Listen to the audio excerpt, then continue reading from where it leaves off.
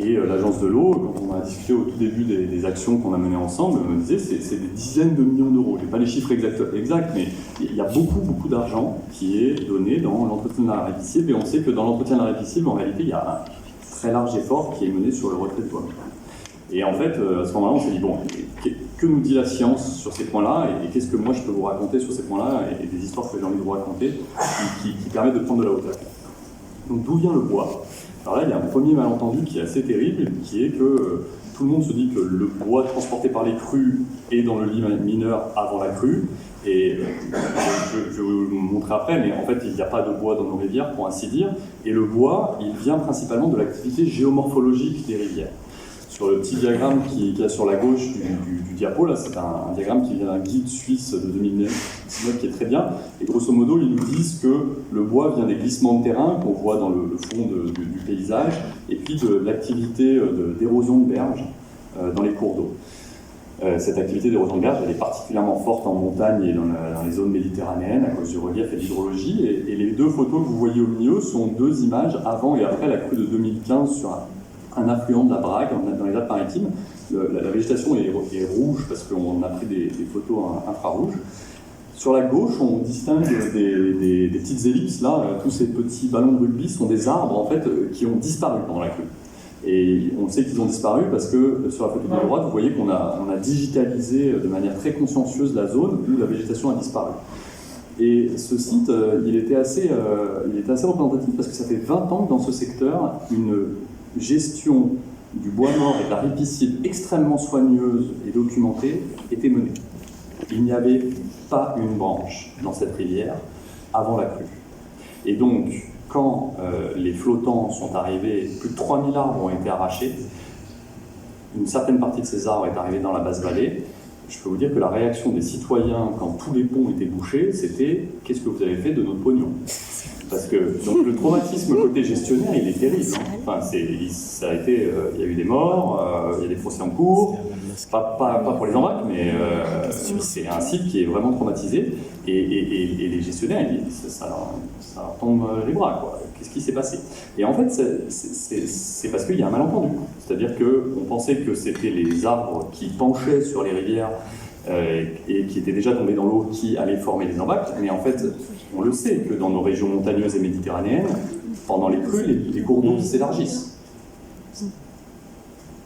La conséquence de ça, c'est que si le cours d'eau s'élargit et que dans ces zones-là, il est boisé, des arbres rentrent dans l'eau. Et ce sont des arbres sains. Ce sont des arbres qu'on ne va pas entretenir, en fait. Et donc, l'énorme malentendu qu'il y a aussi, c'est que en fait, le bois flottant, c'est très souvent pas du bois mort. Ce sont des arbres qui sont parfaitement vivants, qui étaient sains, qui allaient bien jusqu'à la crue. Et les rivières ont des dynamiques géomorphologiques qu'on connaît, c'est documenté ça, on sait dans notre connaissance de géomorphologie fluviale, mais on a oublié que du coup, ça avait un corollaire, c'est que la zone qui redevient de la rivière pendant les grosses crues, si elle est végétalisée, eh bien, il y a de la biomasse vivante qui part à ce moment-là. Et du coup, c'est très difficile, quand vous arrivez sur la montagne de bois où les bûcherons sont en train de faire de la tronçonneuse, de savoir si l'arbre il était vivant encore quelques heures avant ou pas. Hein, tout est abîmé, les écorces sont pelées et compagnie, c'est cassé. Il y a des gens qui ont quand même essayé de le faire et qui nous disent que 87 à 98% du bois trouvé dans les embâcles est issu d'arbres vivants. Ça veut dire que quand on est en train d'enlever du bois mort dans le lit des cours d'eau, on est en train de s'occuper de 2 à 13% du problème. Alors, l'autre problème, c'est qu'en plus, c'est une altération majeure à la qualité du cours d'eau, parce que, comme nous l'a dit Baptiste Morisot ce matin, c'est un facteur de biodiversité qui ressemble à l'effet des castors qui est énorme. Ensuite, on va se poser la question, donc on se dit, ok, c'est l'activité géomorphologique du cours d'eau qui amène ce bois, maintenant, comment est-ce qu'il bouge? Parce que peut-être qu'il ne bouge pas tant. Et donc, les 3 grands facteurs qui font que le bois bouge, c'est le rapport entre la longueur des flottants et la largeur du cours d'eau, la profondeur de l'eau et le diamètre avec les branches et compagnie, éventuellement, et puis la complexité du chemin à faire. Plus vous allez sur la droite du diagramme, donc des cours d'eau qui sont larges ou alors des bouts de bois qui sont courts, des cours d'eau qui sont profonds ou des bouts de bois qui sont petits, des cours d'eau qui sont des autoroutes plutôt que des cours d'eau vraiment diversifiés, et plus vous avez de la mobilité des flottants. Le résultat de ça, c'est que dans les cours d'eau de taille moyenne, on va dire 5, 10 mètres jusqu'à 25 mètres, les distances de transport des flottants sont typiquement de quelques centaines de mètres, quelques kilomètres tout au plus. Par contre, dans les très grandes rivières, qui sont profondes, qui sont grandes comparées à la longueur des flottants, qui sont souvent extrêmement bien aménagés, là, les flottants, ils font des kilomètres. Alors là, vous voyez qu'il n'y a pas de données sur les toutes petites rivières. Et en fait, c'est parce qu'il n'y a pas de mobilité des flottants dans les toutes petites rivières. Les arbres sont globalement à peu près homogènement grands en France. Et en fait, quand vous avez un cours d'eau qui fait 3 mètres de large, un arbre qui tombe là-dedans, et en fait, premier méandre, il s'arrête, quoi. Alors on a toujours une vidéo YouTube avec un arbre qui passe avec toute la mode, toutes les feuilles en vibrant, mais en fait c'est une exception, quoi. C'est pas ça la règle, et la science nous dit que c'est vraiment pas ça la règle. Ensuite, quelles sont les caractéristiques qui génèrent des embâcles? Parce que finalement c'est ça qui nous inquiète, et là-dessus, en fait, eh bien, ce sont les mêmes caractéristiques que celles dont on vient de parler, c'est-à-dire la largeur de passage des ouvrages, que je représente par B, là, la longueur des flottants, la présence de piles en rivière, qui sont tout à fait analogues à des grands peupliers noirs qui sont présents et qui vont piéger des embâcles, la complexité des flottants et les hauteurs de sous-coude. On n'a pas tellement de... et aussi le fait que le transport se fasse en paquet. On n'a pas tellement de prise sur les caractéristiques des embâcles en elles-mêmes, parce qu'ils vont être là, c'est sûr, quoi. Et si l'activité de votre rivière est forte encore, et qu'elle est très active géomorphologiquement, il y en aura beaucoup. On n'a pas beaucoup de certitude sur ce qui se passera pendant les crues, mais je peux vous dire, on est sûr qu'il y aura des flottants. Et par contre, on a peut-être la possibilité de jouer sur les aménagements. Et ça, en fait... c'est pas vraiment qu'on a un problème avec le bois flottant, on a un problème avec des aménagements qui ont mal été fichus alors que ce bois flottant a toujours existé.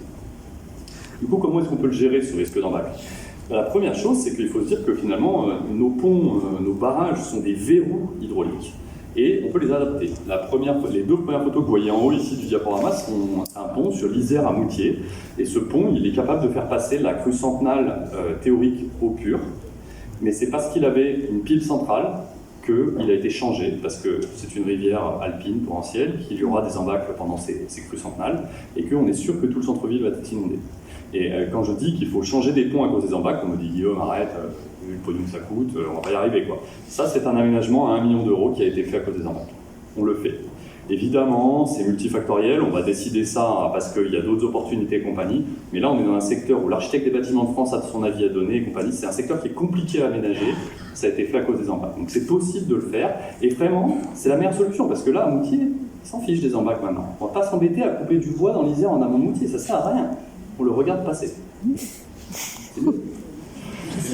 L'autre solution, c'est, parce qu'il n'y a pas de moment, on ne va pas pouvoir faire ça, on a des ouvrages patrimoniaux, il y en a trop et compagnie, c'est de le piéger. Et dans ce cas-là, on peut faire des pièges à embâcles. On ne voit pas très bien, mais la photo, c'est un ouvrage en filet métallique. On ne va même pas se mettre dans l'eau,